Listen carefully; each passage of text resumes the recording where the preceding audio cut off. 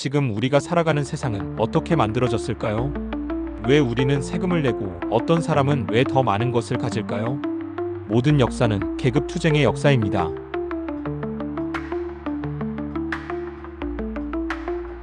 아주 먼 옛날 인간 사회에는 나의 것이 없었습니다. 사과를 따먹고 배가 고프면 다른 데 가서 다시 따먹는 모두가 평등한 시대였죠. 힘센 사람이 있어도 멀리서 돌멩이 하나 던지면 끝났기 때문에 누구도 지배할 수 없었습니다. 이 평등은 우연이 아닙니다. 인간은 무기를 던질 수 있는 어깨를 가졌고 원거리 무기는 체급과 힘의 차이를 무력화시켰죠. 작은 사람도 기술만 있다면 누구든 싸울 수 있었습니다. 하지만 농사를 짓기 시작하면서 변화가 시작됐습니다. 정성을 들여 키운 사과나무를 누가 와서 막 따간다면 기분이 어떨까요? 이건 내 거야 라는 생각이 생긴 겁니다.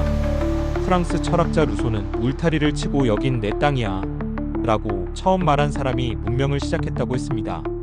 그리고 영국의 존 로크는 노동이 들어간 것은 그 사람의 것이라 설명했죠. 사유재산은 이렇게 시작됐습니다. 하지만 문제는 여기서부터입니다. 곡식을 저장해놨더니 누군가 와서 훔쳐가요.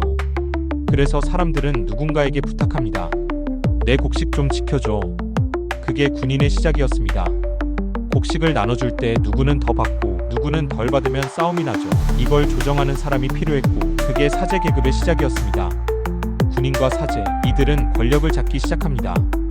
사람들은 그들에게 일부 곡식을 주고 대신 보호와 공정을 기대했죠. 하지만 시간이 지나면서 권력은 집중되기 시작합니다.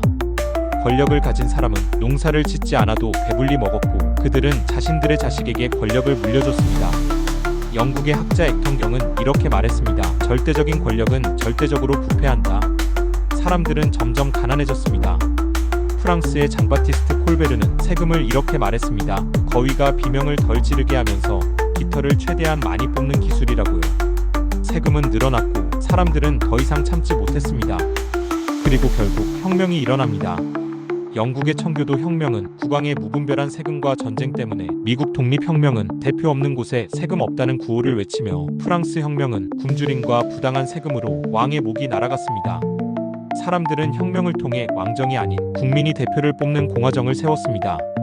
이제 대표를 뽑아 나라를 운영하니 괜찮아졌을까요? 열심히 일하면 그만큼 가치를 저장하고 노후에 행복하게 살 수 있을까요? 마무리하겠습니다. 철학은 말합니다. 권력은 재산을 지키기 위해 존재한다고. 심리학은 말합니다. 인간은 자신의 생산 가치를 미래로 이전하길 원한다고. 하지만 역사는 이렇게 말합니다. 권력은 한 번도 그 역할을 제대로 수행한 적이 없다. 사람들이 혁명을 한 이유는 단 하나입니다. 자신이 흘린 땀의 가치를 빼앗기지 않기 위해서입니다.